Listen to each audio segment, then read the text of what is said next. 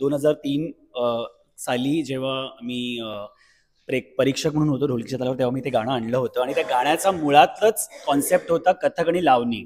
So त्याच्यामुळे त्या गाण्यामध्ये पण ते होतं आणि त्याच गाण्याला घेऊन काहीतरी एक शो करावा हे माझं तेव्हापासूनच ठरलं होतं, की त्याच्या आधीपासून खूप चालू होतं. मी डान्स करते आणि संपला तर तो रडायला लागला. ही स्टार्टेड क्राईंग खूप जास्त. मला झालं काय झालं, काही आठवण आली, काय झालं. बरेच वेळा हे ऑन स्टेज घडतं. जसे रडलो किती वेळा. हो, खूप वेळा. एकदा मी परफॉर्म करत होते, माझे घुंगरू वाढले होते. आता ते स्टेजवर झाले, त्याला आता मी काय नाही करू शकत. सो ते 75 होते, त्यातले 73 बाहेर होते, 2 पायात होते. म्हणजे त्यांनी तो असा एक बाण मारला आणि मग त्यांनी वर बघितलं की हे मतलब परमेश्वराने हे जे प्रेम दिलंय ते तुझ्यापर्यंत पोहोचलं करे. ती जी भावना आहे, मला वाटतं मारडाला ती एक मुवमेंट माझ्या आयुष्यात लक्षात राहणारी मुवमेंट. मारडाला मध्ये एक चंक आहे शेवटी, त्या मारडाला हीच लाईन 4 एक्सप्रेशन मध्ये करतात, फक्त बसून. रेडी होशील तू. सरोजींनी फक्त त्यांना सांगितलं की ये 6 बार मार डाला है, तू कैसा करी करके दिखा. ते त्यांनी केलं माधुरीजींनी की मार डाला हो मार डाल असं त्यांनी 6 वेळा नेकचाच वापर करून आणि बॉडीचा, म्हणजे दॅट इज कॉल्ड डान्स. तुमच्या किती नसानसात आहे आणि त्यांच्यासारखं कोणीच होऊ शकत नाही. आता तर कोणीच नाही. मी आणि आशूची खासियत अशी की आम्ही स्टेजवरती बोलतो नाचताना, but you will not know की आम्ही बोलतोय. डोळ्यात आम्ही डोळ्यात बोलतो. म्हणजे आमचं एवढं कनेक्शन आहे.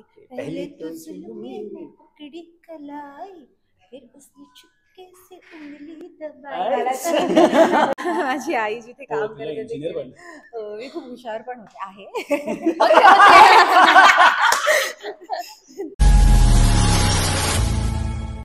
नमस्कार मंडळी, मी नेहा प्रभू तुम्हाला सगळ्यांचं मनापासून स्वागत करते मीडिया टॉक मराठीवर. आपला लाडका आशिष दादा आपल्यासाठी काहीतरी नवीन घेऊन आलेला आहे. सुंदर इथं गेल्या वेळेला गाजलंस, मिलियन्स मध्ये गेलं आणि आता त्याचाच एक काय म्हणतो नवीन प्रोजेक्ट घेऊन तो आलेला आणि त्याच्या 2 लाडक्या सुंदरी माझ्या सोबत आहेत. ऋतुजा आहे, सुकन्या आहे आणि खूप वर्षांनी पाहते मी हिला आणि भेट होतच राहते, पण पर्सनली भेटणं कधी झालं नव्हतं, थेट टीव्ही वरून आता प्रत्यक्ष. सो कसे आहात 3 जण आणि किती एक्सायटेड आहात? आम्ही तिघे खूप उत्तम आहोत आणि थँक्यू तू इथे आल्याबद्दल पुन्हा एकदा. येस, जसं तू म्हणाली की सुंदरी या गाण्याला जे मिलियन्समध्ये व्ह्यूज गेले होते, कारण की त्या गाण्यामध्ये सुद्धा 2003 साली जेव्हा मी परीक्षक म्हणून होतो ढोलकीच्या तालावर, तेव्हा मी ते गाणं आणलं होतं आणि त्या गाण्याचा मुळातच कॉन्सेप्ट होता कथक आणि लावणी. सो त्याच्यामुळे त्या गाण्यामध्ये पण ते होतं आणि त्याच गाण्याला घेऊन काहीतरी एक शो करावा हे माझं तेव्हापासूनच ठरलं होतं, की त्याच्या आधीपासून खूप चालू होतं हे. आणि फायनली आता सुंदरी अदाताल शृंगार द हिस्ट्री ऑफ लावणी हा कार्यक्रम येत आहे प्रेक्षकांच्या भेटीला, जो 6 तारखेला होणार आहे नीता मुकेश अंबानी कल्चरल सेंटरमध्ये आणि ऑलरेडी शो हाऊसफुल आहे. So we are very excited आणि थोडीशी नर्वसनेस आहे ॲज युजल असली पाहिजे. मला असं वाटतं आमच्या तिघांसाठी हा ड्रीम प्रोजेक्ट आहे, कारण खूप वर्ष झाले आशिष आता स्वप्न बघतोय आम्हाला दोघींना त्यात इन्क्लूड करून. सो फायनली हा प्रोजेक्ट होतोय मला असं वाटतं आणि प्रेक्षकांना तर ही पर्वणी असणार आहे, कारण तुम्ही आम्हाला अनेक रियालिटी शोजमध्ये डान्स करताना बघितलंय, किंवा मला आशिष दादा बरोबर, आशिष दादाला सुकन्या बरोबर, पण तिघं पहिल्यांदा एकत्र विथ आशिष दादाचा ट्रूप, म्हणजे पूर्ण ज्या मुली आम्ही इतके वर्ष ज्यांच्याबरोबर डान्स करतोय. सो मला असं वाटतं खूप मज्जा येते, खूप एक्सायटेड आहोत. फायनली उद्या पहिला शो होणार आहे. सो मग जे काही इतके दिवसाची मेहनत आहे, प्रॅक्टिस आहे, ती उद्या सगळ्यांना तुम्हाला बघायला मिळणार आहे. उद्या जाऊन आम्हाला असा एक श्वास घेऊ आम्ही. सो होपफुली स्पीकर बंद कर. उद्यासाठी सगळं छान हेच प्रे करतो आणि खूप सारी प्रॅक्टिस करतोय. सुकन्याचं काय? ऋतू बरोबर मी पहिल्यांदाच नाचणार आहे. आम्ही एकत्र शोज मध्ये खूप वेळा असतो. आशू बरोबर मी खूप काळानंतर नाचते आहे. सो तिघं एकत्र परफॉर्म करणं I think it's one of the best thing. आणि आम्ही खूप मजा करतोय, रिहर्सल्सला धमाल करतोय, खूप खातोय आणि नाचतोय.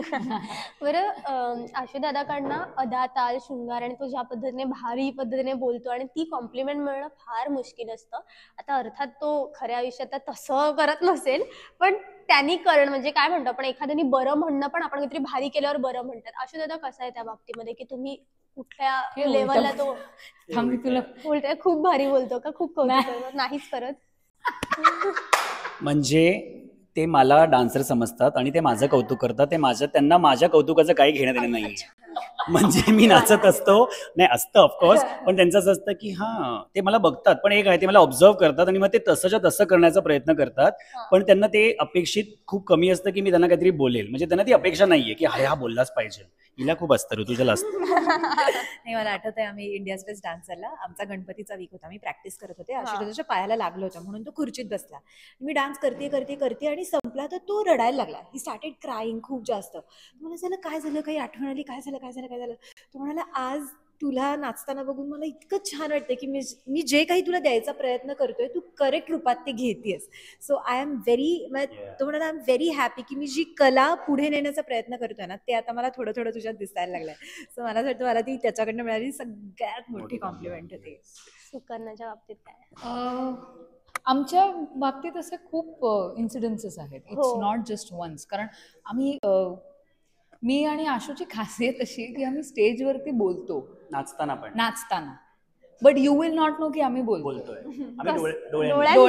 आम्ही डोळ्यात बोलतो. म्हणजे आमचं एवढं कनेक्शन आहे. ह्याच्यातलाच एक पार्ट आहे जो आम्ही जुगलबंदी जी आहे जी आम्ही अनेक वर्ष करत आलोय, तर आम्ही ती जुगलबंदी कधीच सेट नव्हती केली. कधीच नाही. आम्ही कधीच आम्ही स्टेजवर नाचायचो. सो तिकडनं फक्त असं डोळ्यांनी एक इशारा असायचा की आता हे वळणार आहे. Okay, so it is that vibe. तर ती काय म्हणू आम्ही, we both complement each other जेव्हा आम्ही एकत्र. आणि आता ऋतू पण आहे तर आम्ही खूप एकमेकांना कॉम्प्लिमेंट करतो. त्यामुळे असं नसतं की आज ना आशूने काहीतरी सांगितलंच पाहिजे, पण त्याला जेव्हा सांगायचं असतो तेव्हा तो नक्की सांगतो की मला. आणि ऋतू असो किंवा मी असो, आम्ही त्याला आधी विचारतो की तुझं काय म्हणणं आहे. कारण एक ड्रॉबॅक हा असतो खूप ट्रेंड डान्सिंगचा की तुमची पण एक बुद्धी असते. मग ती बुद्धी बाजूला ठेवून त्याचं काय करायचं आहे, त्याला काय म्हणायचं हे आणायचा प्रयत्न असतो. त्यामुळे प्रत्येक वेळी तो 100% देण्याचा आमचा प्रयत्न असतो. बाकी तर ही टेक्स इट आउट. त्यामुळे आम्हाला काही प्रत्येकाची व्यक्त होण्याची काही ना काहीतरी पद्धत असते. कधी कधी असं असतं की आपण खूप जास्त स्ट्रेसमध्ये असतो, खूप जास्त हर्ट झालेलं असतं किंवा काहीही असतं आणि बऱ्याचदा काही जण जिममध्ये जाऊन ते हिट करतात की ते बर्न आउट करून टाकतो आपण आणि तिकडे सगळी ती एनर्जी लावतो आणि होतो. आम्ही बऱ्याचदा सिनेमांमध्ये असं बघतो की कधीतरी खूप जास्त राग किंवा काहीतरी होतं आणि ते लोक डान्समधनं ते आउट करतात. म्हणजे तांडव करा, काहीही करा आणि त्यातनं घुंगरू तुटेपर्यंत नाचणं वगैरे हे आम्ही फक्त टीव्ही मध्ये पाहिलंय. तुम्ही खऱ्या आयुष्यात डान्सर आहात, सो तुम्ही कधी वापरले का त्या गोष्टीला? आणि एखादा प्रसंग बरेच वेळा हे ऑन स्टेज घडतं.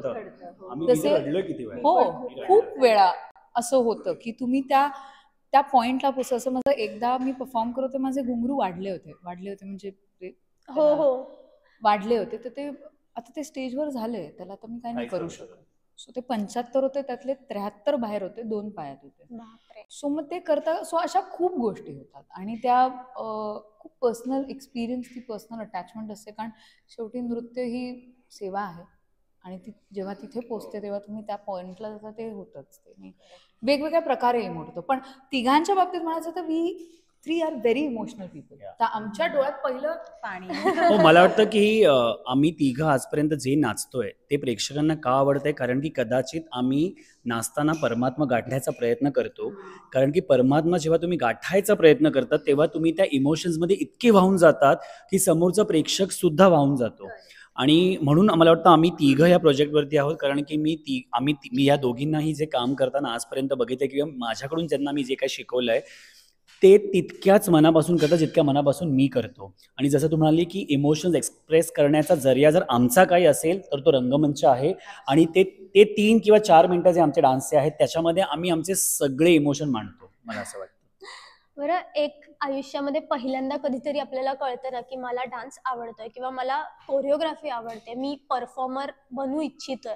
तर मला आठवतंय की पूर्वी माहितीये टीव्हीवरती सरोज खानजी त्या शिकवायच्या आणि ते 1 2 3 4 तेव्हा मला पहिल्यांदा कळलं होतं की ह्याला कोरिओग्राफी म्हणतात किंवा असं काहीतरी असतं 1 2 3 4 वरती नाचलं जातं. तसं तुमच्या बाबतीत कुठला मुवमेंट किंवा काहीतरी आहे की जो तुम्हाला आत्ताही कोर मेमरी म्हणून राहिलाय डान्सच्या? माझ्यासाठी दूरदर्शनवरचा चित्रहार नावाचा कार्यक्रम ज्याच्यामध्ये माधुरी दीक्षितचे परफॉर्मन्स दाखवायचे, तिचा परफॉर्मन्स बघून मला आधी असं वाटायचं की हीच बाई नाचते, हीच बाई घडवते ही कोरिओग्राफी. अनलेस मला कोरिओग्राफी हा कॉन्सेप्ट माहित नव्हता. सो माझ्या डोक्यात राहिलेला तिचा परफॉर्मन्स तो 1 2 3च आहे. त्याच्यानंतर मी त्यांना इतकं फॉलो केलंय आणि मग जेव्हा सरोजींबद्दल मला कळलं तेव्हा मला कळलं ओ अच्छा, टीचर नावाचा एक प्रकार असा पण असतो, हो. कोरिओग्राफर ज्याला म्हणतात. हम्म. So that is my vivid memory. मला वाटतं. मी तर खूप ऍक्सिडेंटली डान्सिंग फील्ड मध्ये आले होते. माझी आई जिथे हो, काम तुला करत होती engineer बनलं. मी खूप हुशार पण होते आहे. तिथे अॅन्युअल फंक्शन झालं, त्यांचं अॅन्युअल फंक्शन होतं. ताई म्हणाली नाही करणार डान्स, म्हणून मम्मी म्हणाली तू करशील का, असं असं म्हणून मम्मीने मला पहिला डान्स शिकवलेला. पण अर्थात त्यानंतर मग माधुरी मॅम हे ते सगळ्यांना बघून मग याचा एकापेक्षा एकचा पहिला परफॉर्मन्स, मग ते बघून असं झालेलं काही होऊ दे, या मुलाकडे एकदा तरी आयुष्यात शिकायचंय असं होतं. बरोबर डान्स करायचा हा तर विचार नव्हता, पण शिकायचंय. सो ते सगळं घडत गेलं हळूहळू हळू, आणि मग आता मी आज इथे. किती भारी. माझ्या बाबतीत म्हणजे अशी गोष्ट आहे की मी खूपच 1.5 वर्षाची होते तेव्हा मी पहिला परफॉर्मन्स केलेला. सो माझ्या काय म्हणू आपण, मला समजत नसलेल्या वयात आलेली ही कला होती, पण ती माझ्या गुरूंनी, माझ्या कथकच्या गुरु स्मिता मोरे आणि योगेश पाटकर ज्यांच्याकडे मी इतर फॉर्म शिकले, त्यांनी ती घडवली. त्यामुळे माझी कला, आणि मग मला खूप माझ्या प्रवासात खूप लोक भेटत गेले. त्यामुळे ही जितकी काही परफॉर्म करू शकतो, आय थिंक ह्या सगळ्यांचा तो मिलाप आहे. सो माझी ती कोर मेमरी आहे की ह्या सगळ्यांकडून मिळणारी जी गोष्ट आहे ती माझ्यासाठी ती माझी कला आहे. बरं, माधुरी मॅमचा उल्लेख आला आणि जाता जाता मला असं वाटतंय की तुम्हा तिघांच्याही बाबतीत त्या असतील, म्हणजे आशुदाच्या होती मला माहितीये, पण तुम्हा दोघींच्या बाबतीत सुद्धा एक काय म्हणतो आपण असतं ना की या खूप कमाल आहेत, किंवा पाहिलं असेल कधीतरी, वाटलं असेल की यांच्या सोबत किंवा असं. तर म्हणून मी ऐकलं होतं की आशुदादा म्हणाला की त्यांनी जवळपास पाठ केले माधुरी मॅमना, आणि तर म्हणून तुला आवडणार आहे, मी एखादं त्यांचं गाणं सांगेन, तुला त्यातली कुठली स्टेप जी भावते, तुला अख्खं आवडलं असणार, पण एक असतं ना की हे ती तुला फक्त, कारण की जसं की इथून डान्स, तर त्याची झलक आम्हाला मिळेल आणि प्रेक्षकांसाठी पर्वणी पण ठरेल. मला वाटतं ही स्टेप मी केली की लोकांना कळेलच मी काय करतो. म्हणजे त्यांनी तो असा एक बाण मारला आणि मग त्यांनी वर बघितलं की हे मतलब परमेश्वराने हे जे प्रेम दिलंय ते तुझ्यापर्यंत पोहोचलं करे, ती जी भावना आहे. सो मला वाटतं मारडाला इज ती एक मुवमेंट माझ्या आयुष्यात लक्षात राहणारी मुवमेंट आहे, आणि तो डान्स, संपूर्ण कोरिओग्राफी मला वाटतं. आणि तुम्हा दोघींच्या बाबतीत अशी एखादी आहे का की त्या म्हटलं की हे नाही, मला चने के खेत में तो अख्खा चंक है ना, हाँ. मतलब कि पहले तो जुल्मी में पकड़ी कलाई, फिर उसने चुपके से उंगली दबाई. मला खूप आवडतं, मी किती पाठ केला जवळपास. माझ्यासाठी सेम मारडाला. म्हणजे मी आत्ताही तो फुल आउट नाही करू शकत, कारण मला डोळ्यात पाणी येतं, मला इतकं ते कंट्रोल होतं. हो, हे गाणं आमच्या शो मध्ये आहे म्हणून. हा, माझ्याकडनं ते म्हणजे ठीक आहे तू बोललीस. हे गाणं आहे. सो मारडालाचा त्यांचा तो त्यांची कशी त्याच्यात करतात, म्हणजे मला ते करताही येत नाही त्यांच्यासारखं. Just try. आणि मारडाला मध्ये एक चंक आहे शेवटी, त्या मारडाला हीच लाईन 4 एक्सप्रेशन मध्ये करतात, फक्त बसून. रेडी होशील तू. म्हणजे ते कसं आहे की ते मारडाला, त्या म्हणजे मला आठवतंय, कारण मी संजय सरांबरोबर काम केलं तेव्हा त्यांनी मला सांगितलं आहे की सरोजींनी फक्त त्यांना सांगितलं की ये 6 बार मारडाला है, तू कैसा करी करके दिखा.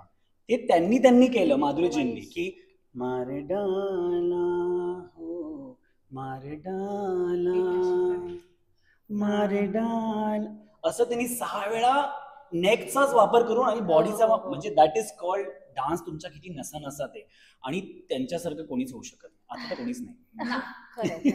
म्हणजे शी इज द बेस्ट. मला I think the best combination is Saroji, Sanjay sir आणि माधुरी, आणि हा तिघांचा combination which is the best part. कारण सरोजींबरोबर मीही खूप लहानपणी काम केलं, तर मी त्याच्याबरोबर जेव्हा त्याला बघते, he is a combination of, म्हणजे तुम्हाला इथे कलांगणमध्ये पण कॉम्बिनेशन ऑफ 3 दिसेल, इतकं ते आहे त्याच्यात.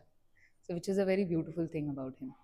बरं, हे पण तिघांचं कॉम्बिनेशन खूप कमाल जमून आलं आणि मला खूप खात्री आहे की हे सुद्धा तितकंच कमाल गाजणार आहे, कारण सुंदरीचा आपल्याकडे इतिहास रचलाय, तर आता ही सुंदरी सुद्धा इतिहास रचणार आहे. तुम्हाला खूप साऱ्या शुभेच्छा आहेत, आणि मॅनिफेस्टेशनचं काम करतच आहे, त्यामुळे नक्की होणार. जे तुम्ही बोललात ते सगळं होईल, वास्तू तथास्तू म्हणते. All the very best. Thank you.